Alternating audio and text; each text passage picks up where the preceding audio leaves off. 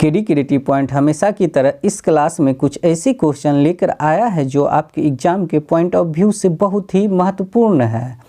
लेकिन जिस प्रकार से आप लोग हर एग्ज़ाम में कंफ्यूज होते होंगे जवाब देते वक्त, मेरी क्लास को देखने के बाद आपको किसी एग्ज़ाम में कंफ्यूज नहीं होना पड़ेगा। चलिए सवाल की ओर चलते हैं। सुत्त पिटक का संकलन किसने करवाया था? गोपाल ने, आनंद ने, अजातशत्रु ने या गौतमीपुत्र ने? इस क्वेश्चन का सही जवाब होगा बी, आनंद ने। सुत्त पिटक से क्वेश्चन जितने भी बन सकता है, मैं सारा क्वेश्चन आपको बता दूं कि सुत्त पिटक को जो लिखा गया था वो पाली भाषा में लिखा गया था। सुत्त पिटक जो है एक बौद्ध ग्रंथ है। इस पिटक में तर्क और संवादों के रूप में भगवान बुद्ध के सिद्धांत का संग्रह है। चलिए अगले सवाल की ओर चलते हैं। अगला सवाल आपको सिमिलर टाइप का क्वेश्चन देखने के लिए मिलेगा। विनय पिटक का संकलन किसके द्वारा करवाया गया था? आनंदा के द्वारा, उपाली के द्वारा, महाकश्यप के द्वारा या विशाखा के द्वारा? इस क्वेश्चन का सही जवाब होगा बी, उपाली के द्वारा। विनय पिटक से संबंधित कुछ भी क्वेश्चन बन सकता है। विनय पिटक से जो भी संबंधित क्वेश्चन बनता है, मैं बता दूं आपको कि विनय पिटक को 3 भागों में लिखा गया है और ये जो लिखा गया है ये पाली भाषा में लिखा गया है। विनय पिटक का अर्थ क्या होता है, ये अगर एग्ज़ाम में आपका पूछा जाए तो इसका अर्थ जो होता है अनुशासन की टोकरी। चलिए अगले सवाल की ओर चलते हैं। अगला सवाल आपको इसी से संबंधित देखने के लिए मिलेगा, इसी क्वेश्चन से। अधिधम्म पिटक का संकलन किसने करवाया था? सी राजगोपालचारी ने, कालिदास ने, मोगलीपुत्र तीस्त ने या के कलापन ने? इस क्वेश्चन का सही जवाब होगा सी, मोगलीपुत्र तीस्त ने। और ये किसके समय में अधिधम्म पिटक का संकलन करवाया गया था? ये अशोक के समय में। अधिधम्म पिटक में क्या संग्रह है? ये प्रश्न और उत्तर के लिए अधिधम्म पिटक को बनाया गया था। मैं आपको इसलिए रिलेट करके क्वेश्चन पढ़ाता हूँ आप लोगों को कि ये काफ़ी ज़्यादा सवाल हर एग्ज़ाम में आपका हल हो सके, क्योंकि क्वेश्चन से जुड़ा हुआ हर सवाल आपके लिए बहुत ही महत्वपूर्ण है। चलिए अगले सवाल की ओर चलते हैं। तंजौर के तट पर नमक बनाकर नमक कानून को तोड़ा था किसने? सी राजगोपालचारी ने, के कमलराज ने, सर्वपल्ली राधाकृष्णन ने या डॉक्टर राजेंद्र प्रसाद ने? इस क्वेश्चन का सही जवाब होगा सी राजगोपालचारी ने। और मैं बता दूं सी तंजौर के लिए कि तंजौर कहाँ पे है। हो सकता है कि आपके एग्ज़ाम में पूछा जाए तो तंजौर जो है तमिलनाडु में है। श्री राजगोपालचारी ने यात्रा कहाँ से कहाँ तक की थी नमक कानून को भंग करने के लिए? तिरुचिनापल्ली से वेदारंभम के बीच इन्होंने यात्रा किया था और कानून को तोड़ा था। चलिए अगले सवाल की ओर चलते हैं। अगर आप मेरे चैनल पे फर्स्ट टाइम आए हैं तो मेरे चैनल को सब्सक्राइब कर दें और बेल आइकन को दबा दें ताकि आने वाली वीडियो की सारी नोटिफिकेशन आपको मिल सके। मालावर तट पर नमक बनाकर नमक कानून को किसने तोड़ा था? के कमलराज ने, के कलापन ने या पंडित जवाहरलाल नेहरू ने या लाल बहादुर शास्त्री ने? इस क्वेश्चन का सही जवाब होगा के कलापन ने, यानी बी इस क्वेश्चन का सही जवाब होगा। और ये मालावर तट जो है वो कहाँ पे है अगर आपसे पूछ लिया जाए तो वो केरल में है। और ये के कलापन जो यात्रा किया था नमक कानून को तोड़ने के लिए, वो कालीकट से पोयानूर के बीच इन्होंने यात्रा किया था और तब नमक कानून को भंग किया था। चलिए आगे सवाल की ओर चलते हैं। सिलहट से बंगाल नोमाखली नमक कानून भंग किसने किया था? सत्याग्रहियों के द्वारा, समाज सेवी के द्वारा, महिला आंदोलनकारी के द्वारा या ग्रामीण लोग के द्वारा?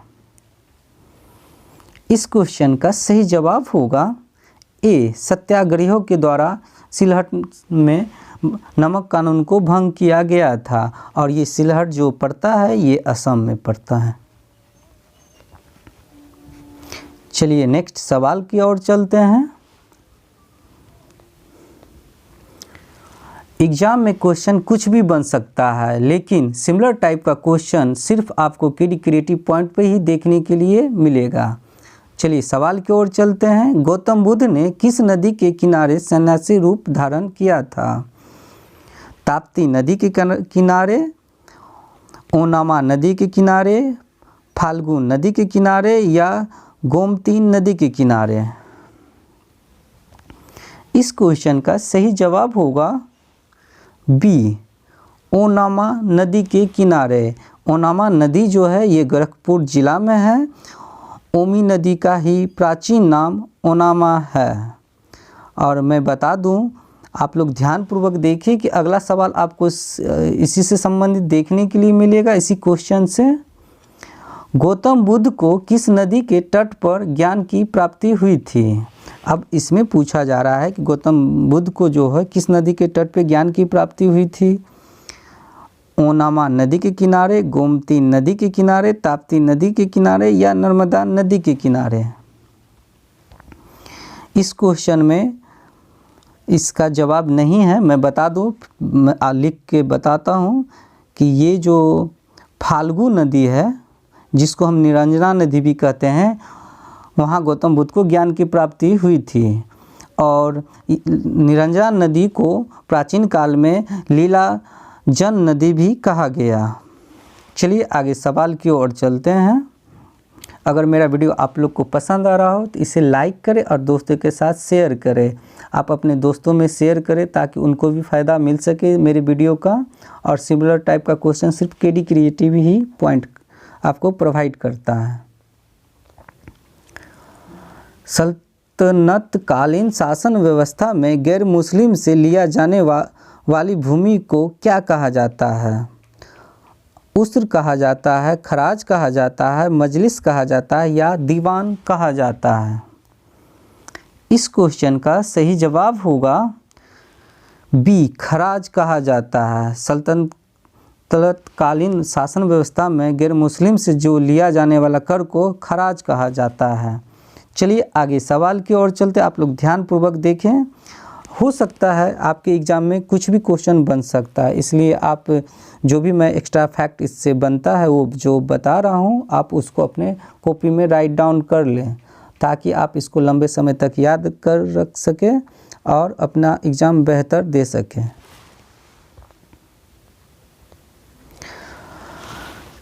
सल्तनत कालीन व्यवस्था मुस्लिम से लिया जाने वाला कर था। अब इसमें पूछा जा रहा, उसमें तो मुस्लिम से पूछा जा रहा था, गैर मुस्लिम से लिया जाने वाला कर खराज हुआ था। और इसमें देखते हैं मुस्लिम से लिया जाने वाला कर क्या कहलाता है? मजलिस, इसार या उस्र या खराज? इस क्वेश्चन का सही जवाब होगा उस्र कहा जाता था। देख रहे हैं ना किस तरह से सिमिलर टाइप का क्वेश्चन आपको देखने के लिए मिल रहा है। इसी तरह का क्वेश्चन आपके एग्ज़ाम में आता है और अब आप लोग बहुत ही कंफ्यूज हो जाते होंगे और अपना जवाब गलत कर बैठते हैं। लेकिन अब गलत होने की संभावना नहीं है, क्योंकि केडी क्रिएटिव पॉइंट आपको इसी तरह का क्वेश्चन प्रोवाइड कर रहा है। चलते हैं नेक्स्ट सवाल की ओर। सविनय अवज्ञा आंदोलन के दौरान गांव और कस्बों में कौन सी रैली निकाली गई थी? आम जुलूस, प्रभात फेरी, जन आंदोलन या क्रांतिकारी जुलूस? इस क्वेश्चन का सही जवाब होगा बी, प्रभात फेरी। ये प्रभात फेरी जो है सबसे पहले मेरठ से शुरू हुई थी, जो पूरे भारत में फैल गई। और ये प्रभात फेरी निकालने का जो समय है वो सुबह के 6 बजे निकाली जाती थी प्रभात फेरी। चलिए सवाल की ओर चलते हैं। आप लोग ध्यानपूर्वक देखिएगा। अगला सवाल आपको इसी क्वेश्चन से संबंधित देखने के लिए मिलेगा।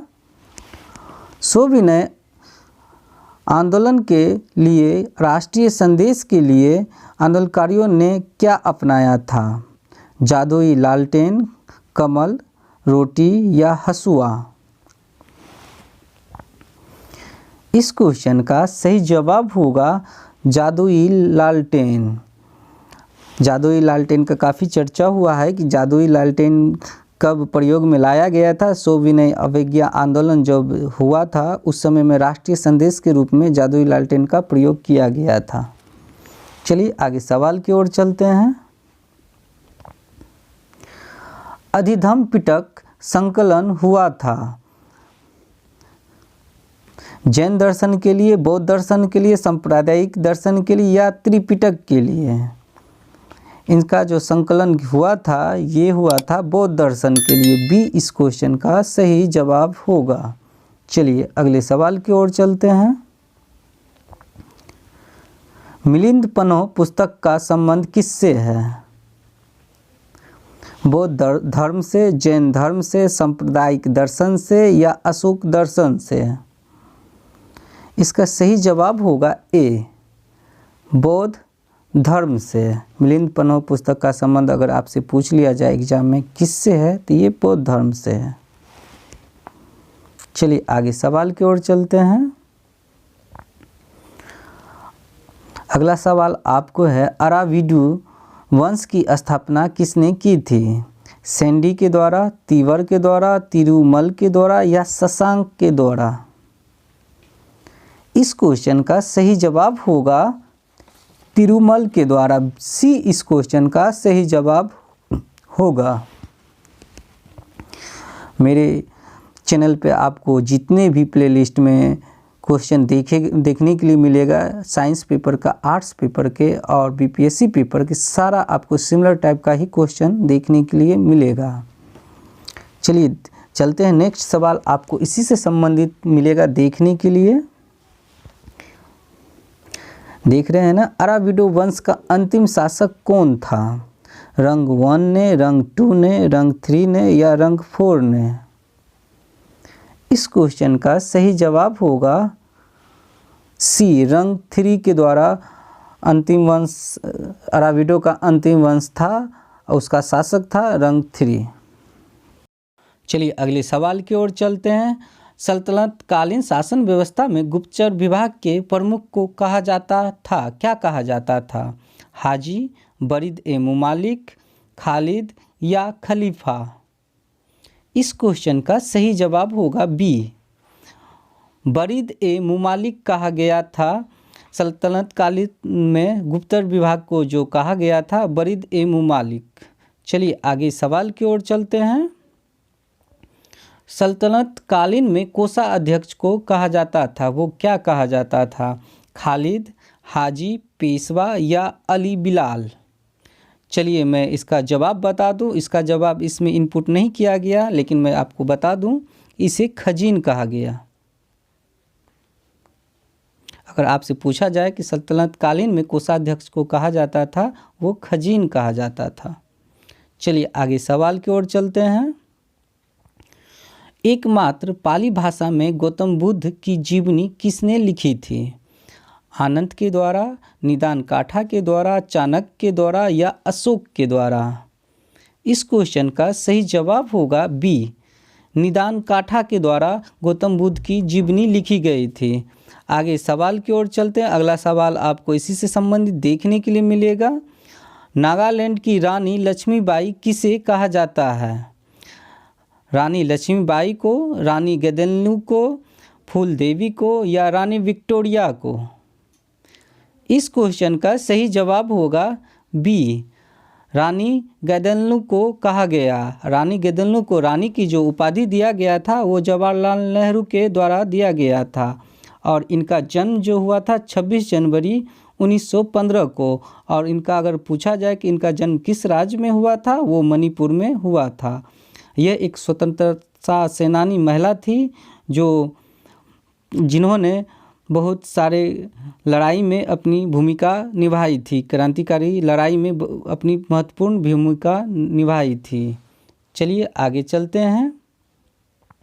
अगर मेरा वीडियो आप लोग को पसंद आया हो तो इसे लाइक करें और दोस्तों के साथ शेयर करें। वीडियो को देखने के लिए धन्यवाद।